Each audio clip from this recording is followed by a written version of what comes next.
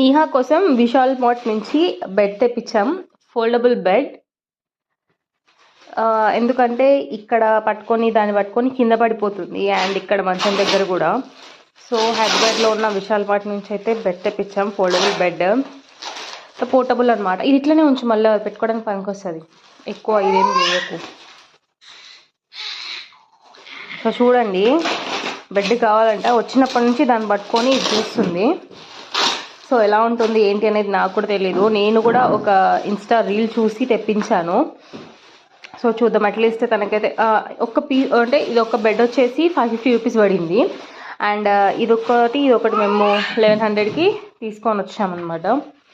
So foldable bed. Okay, ఎలా ఉంది quality?